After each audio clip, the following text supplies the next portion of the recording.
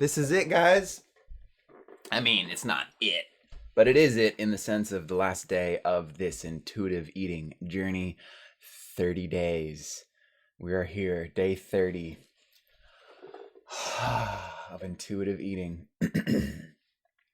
This course was created by Megan McElroy with intention inspired. And today's intention, is I am fun. Ow! I am fun. So today, let us have fun and learn to be prepared for hunger because it isn't going anywhere.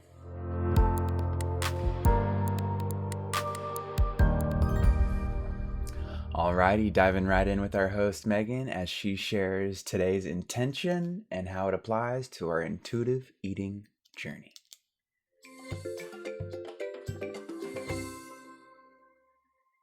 Hello and welcome back to Intuitive Eating Encouraged. Today our intention is to learn to have fun and be prepared for hunger. And so what does this look like? Well, the dieting world and a diet mentality tells you to meal prep, right? Be prepared for every meal for the entire week. And it's kind of like that extreme. If you don't do that, then you don't do any cooking maybe, right? Like you're eating out all week long. And today we want to talk about that happy middle area where we learn what we need to meal prep based off of your needs individually, and you learn to have fun doing it instead of dreading it.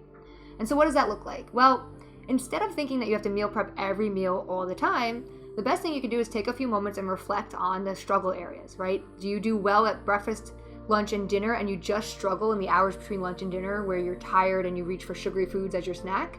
Then that's it. You need to prepare for hunger right there and have a healthier snack. That's it.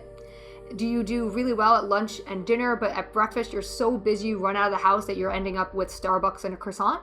Well, there's nothing wrong with that, but it might be getting in the way of weight loss or causing more sugar cravings, and by having a higher protein, more balanced breakfast, you might feel way better the rest of the day. And so just preparing for breakfast is the key there, right? So you don't have to try to figure out what you'll eat for every meal going forward. We want to instead realize that your body's going to fluctuate, you're going to listen to hunger and fullness, and you're going to adapt to the day and just try to be prepared with food, right?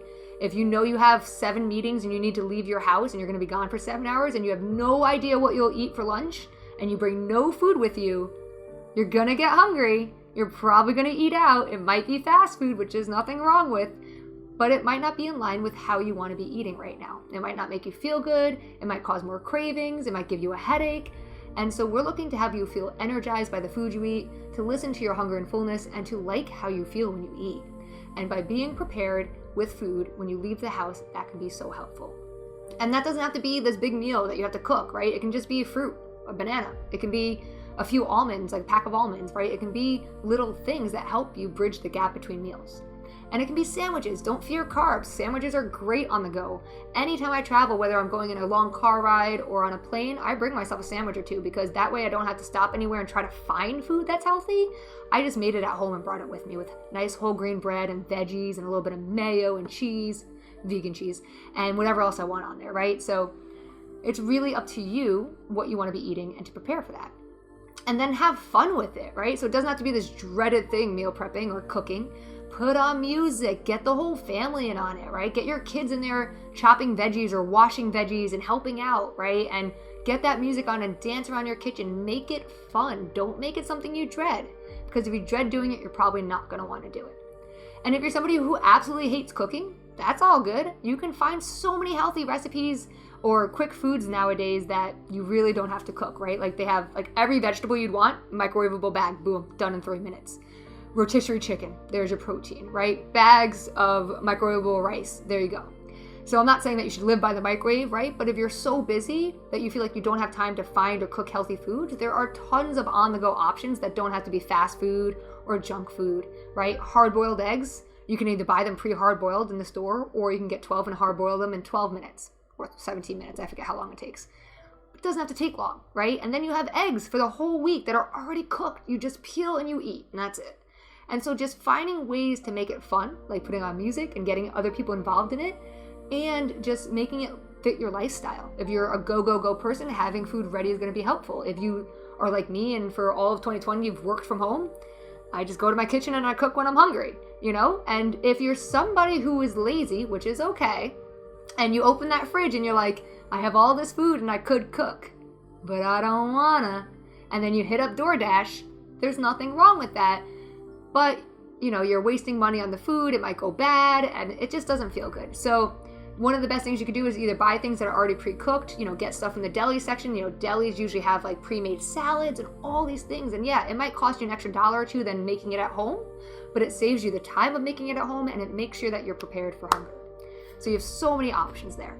And then the other thing is just, figuring out what you love to eat. So if you love Mexican, if you love Chinese, if you love Italian food, if you love sushi, then you could eat out and you can find ways to make those meals you love healthier at home. You can look up healthy recipes for that exact recipe. Like, let's say you love chicken quesadilla. All you have to do is go into Google and say, healthy chicken quesadilla. And it's going to show you a healthy chicken quesadilla recipe probably. Who cares which one you choose? Choose one of the ones that look good to you, try it, and listen to hunger and fullness. That way you don't overeat it. If a serving size of that quesadilla is 3 slices of the, quesadilla triangles or whatever, try to have 3, and if you're still hungry, you could have more. That's an option, and you could add in veggies or something too. So you have lots of options. It doesn't have to all be about either being prepared 100% for hunger all the time or not. We want to find that happy middle area where you're prepared for hunger when you individually really need to be prepared for hunger, which is different for everybody. All right, that's the end of today's lesson on being prepared for hunger and just really noticing your hunger in the moment and how to have fun with cooking and meal prepping and not to dread it so much. Alrighty, I will see you in the next lesson. Have a great day. The next lesson? Well, there is a next lesson. There is a bonus lesson. So this isn't technically the last day. Woo! Whee! How fun! All right, speaking of fun, thank you, Megan. Very great input, advice, wisdom into meal prep and just how to approach things a little bit or a lot bit more lightheartedly and to have fun with it. Yes, please. All right, let's dive into our healthy habit.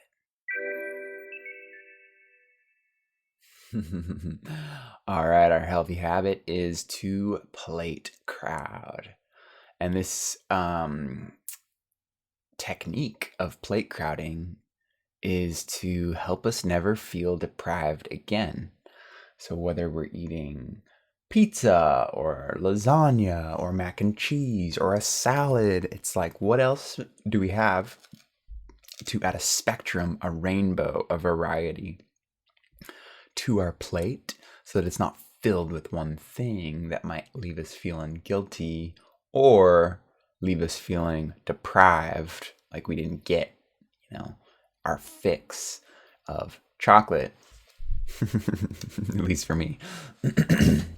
So it's a really fun practice that I've been trying to incorporate more and more into, especially because I've just adopted the bowl technique where I just have this big bowl that I eat out of now. Like no matter what I eat, it's in this bowl. And there's always room for adding, just like toss it in a handful of greens or a few, what my new favorite, like quinoa chocolate crisps. Alongside whatever, the main course is. Kind of like crowd it with some other things that I know my body will love. It's a good habit. So yeah, enjoy that. Today's quote is by Randy Posh, who said, "Never underestimate the importance of having fun."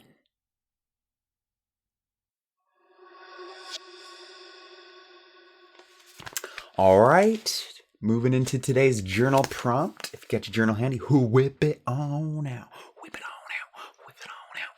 All right, today's question is, how do you feel about meal prepping, cooking, and being more prepared with food?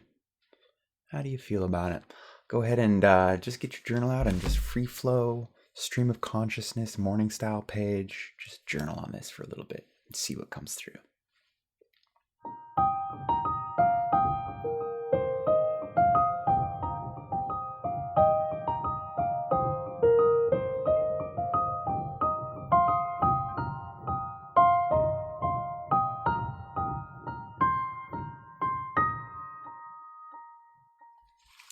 Okay. So for me, cook once, eat twice, or 5 times. This has been a recent habit that I've adopted since there will always be initial food left over. I'm forced to tune more into my hunger and fullness scale because it's not just finishing everything that I cooked, because I usually cook for 2 to 5 servings. And so I really do have to tune into like, okay, when is enough? Where's that 80% level? And then also considering, it might take 10, 15 minutes for the food to get down into my stomach. So like, yeah, it inspires me to like tune more into that hunger fullness scale. It also allows more opportunity to not eat alone because I'm cooking more than one serving. And I really notice so much more attention and intention goes into how I eat when I'm with other people. It's like just having other people around. There's the extra awareness, the extra accountability that I have in how I want to show up and how I want to relate with my food. Whereas when I'm just alone, I can get lost in my head a lot easier and a lot less, observation into why I'm doing what I'm doing. It's pretty cool. Also, having ready to go leftovers helps from habitually and emotionally eating something I might regret. Because if something's not available, ready to just grab and eat, that's not, prepared and healthy, then I'll probably reach for those chocolate quinoa crisps. For sure. Nice. Just noticing how preparation really does create spaciousness in many ways to be able to slow down and tune into the body.